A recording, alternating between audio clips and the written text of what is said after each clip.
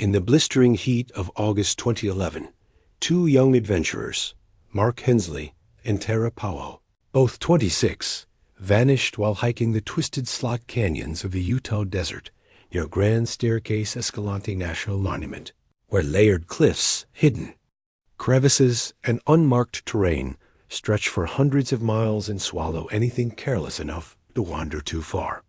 They had been traveling cross-country, chronicling their trip on a joint blog called Wander North, filled with photos of their beaming smiles, dusty boots, and campsites under infinite stars.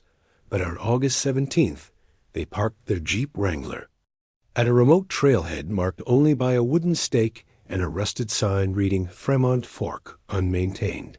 And they were never seen again. When they missed a scheduled call with Tara's sister, concern turned to panic, and by August 20th, a massive search and rescue effort involving helicopters, dogs, and thermal drones was underway, combing the arid maze of slick rock and dry washes. But no boot prints, gear, or clothing were ever found. Only the Jeep remained, locked, with a nearly full tank of gas, 2 water bottles missing, and Mark's wallet still inside the glove box. Speculation ran wild. Was it dehydration? A sudden flash flood? A wrong turn and a fatal fall? Or something far stranger, like the whisperings of locals who claimed the desert had moving shadows and ancient burial caves that don't want to be found? The case eventually went cold, filed under presumed lost in the desert, and their families erected a plaque near the trailhead with their names and a quote from Tara's final blog post: "The desert doesn't care who you are, it teaches in silence."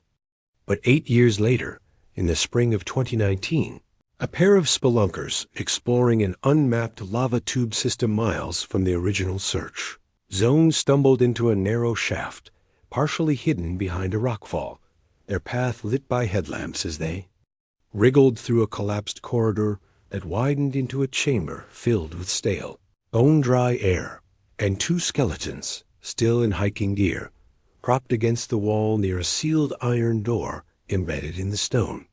One of them had a camera slung. Around its neck, the other clutched a notepad warped with age.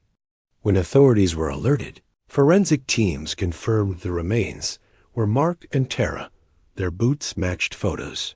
Their dental records confirmed it, and in the camera's memory card, miraculously intact, they uncovered dozens of photos taken during the hike, many of which featured smiling poses, petroglyphs on canyon walls, and an eerie descent into a narrowing chasm that seemed to lead downward. Photos grew darker, blurrier, more chaotic, until the last image showed a strange pattern. Etched into stone above what looked like a steel doorway with a handprint scanner beside it.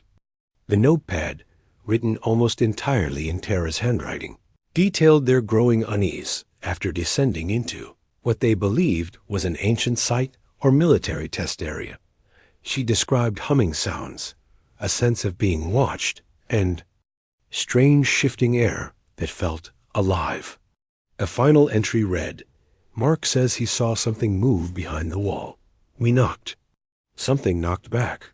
We're staying one night, just to see." That entry was dated August 18th, one day after they were last seen. Federal agents immediately cordoned off the area and sealed the cave, citing safety hazards.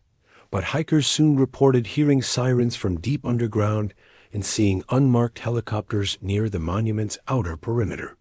Theories exploded. Online, everything from ancient Anasazi spirit guardians to Cold War-era bunkers or alien observation posts. Leaked footage from a GoPro, believed to be Tara's, circulated for days before being scrubbed from the internet. It showed flashing lights in the darkness, Mark shouting, "It's opening," followed by screams and a metallic screech. Whistleblowers claimed the area aligned with classified 1960s maps of subterranean defense shelters, and conspiracy communities dubbed the chamber Site D7. Tara and Mark's families pushed for answers, but their requests for official reports were repeatedly denied under national security exceptions. Today, the original trail remains closed, marked unstable terrain, and no further spelunking is permitted within 15 miles of the lava tube. Discovery but every year on August 17th. Followers of their old blog light candles at the site, leaving. Rocks painted with spirals, the last symbol visible in that final photo.